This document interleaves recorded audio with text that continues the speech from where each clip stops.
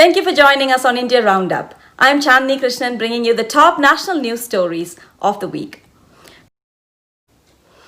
A 9-year-long dispute has finally been settled as the Supreme Court bench set aside the 2011 verdict of the Kerala High Court, which had directed the Kerala state government to take over the management of the Sree Padmanabhaswamy temple from a trust headed by the erstwhile Travancore royal family.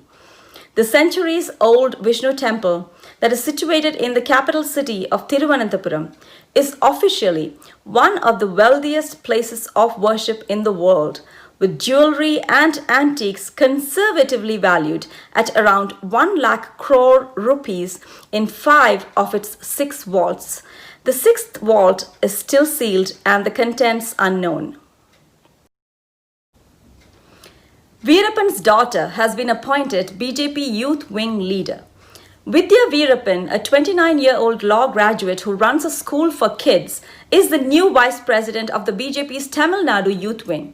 Veerappan's was a name that struck terror in the hearts of people across 3 states as a sandalwood smuggler who controlled an entire forest range in the Western Ghats. He evaded the police for 35 years before being killed in an encounter in 2004. Vidya remembers seeing her dad only once when she was about 7, and she said that for her it's about social service and that she believes in humanity. When asked if the name Veerappan came with its own baggage, Vidya responded by saying, "Judge me for my work, not name."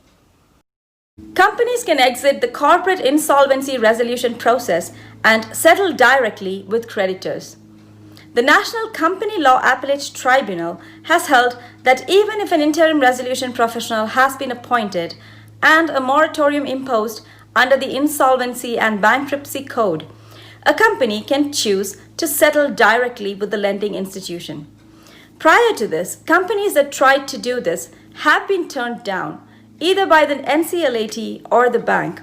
This offers some relief to firms with relatively smaller debts currently stuck under the resolution process and potentially allows them a faster resolution.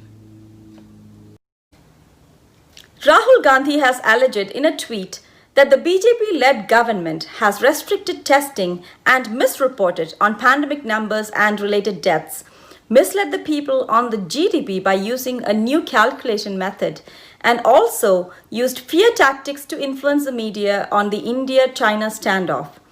The extent of truth in these accusations is not clear for now, but in these days of fake Twitter accounts and real and fake Twitter wars, one thing is clear. This tweet did come from Gandhi's original Twitter account, and it does raise valid questions about the level of transparency in the central government's published data. Digital India to get a data protection law soon. A bill presently being examined by a select committee of Parliament seeks to address data ownership and data sovereignty with the stated objective of ensuring the growth of the digital economy while keeping personal data of citizens secure and protected. IT Minister Ravi Shankar Prasad called data a nation's asset to be used for achieving prosperity. He also said that the great jam trinity, Jan Dhan, Aadhaar and mobile, has led to a transformation in governance. India's COVID count has crossed 8.5 lakhs.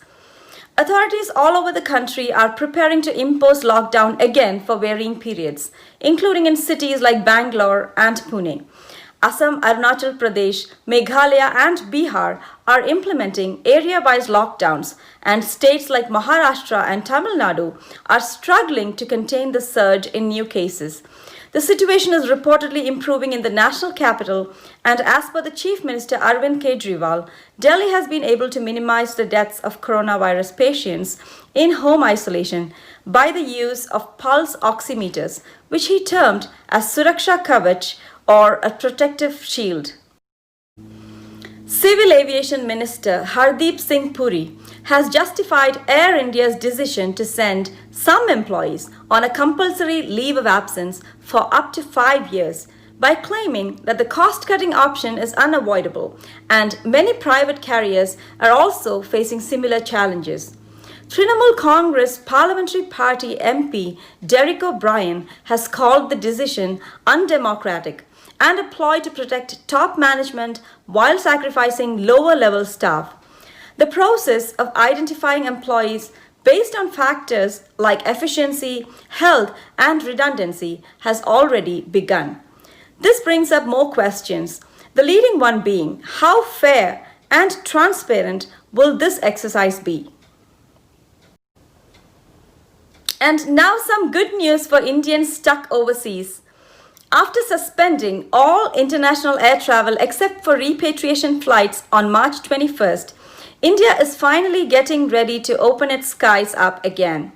The Minister of Civil Aviation, Hardeep Singh Puri, has confirmed the establishment of air bubbles between India and the US, France, and Germany. For now, this will be open only to Indian nationals, those with overseas citizenship of India status, and with restrictions, some foreigners.